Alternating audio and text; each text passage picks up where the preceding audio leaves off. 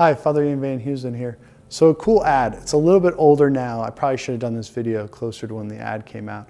There was this great video series that MailChimp put out called Mailshrimp. And it was these weird, quirky, surrealist kind of films. And you know, I love surrealism. It's something that people may not know about me. I love Dali, I love surrealism. You know, not all of the ideas I agree with, but it was a fascinating concept.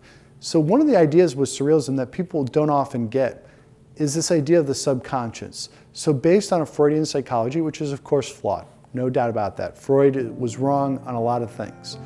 But the idea of a subconscious was that often, particularly in dreams or in different ways, our deeper longings, our deeper selves are communicated in ways that sometimes seem a little bit strange, or they are somewhat coded, things like that. And so one of the ideals of surrealism was that by experiments, by thought experiments, by playing with language, and by playing with the absurd, it would open avenues of creativity.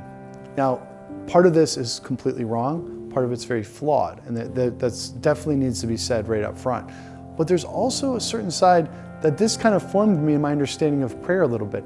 I want to talk about thought experiments, surrealist language experiments, but within the context of faith.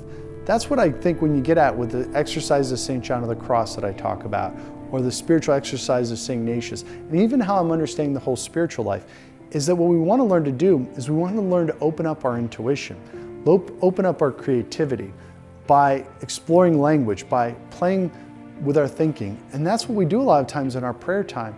Our prayer time doesn't have to be so set and formal. Now remember, of course, as I've said a lot, structure, the basics, lead to creativity and intuition. It's not like, as some will say, that we just jump to the creative or the intuitive. No, there needs to be a continuity. We need that structure in scripture, in moral living, in obeying the Ten Commandments, but then we also need to be open to the promptings of grace. Make sense? Amen? Actually, I got that wrong. Amen.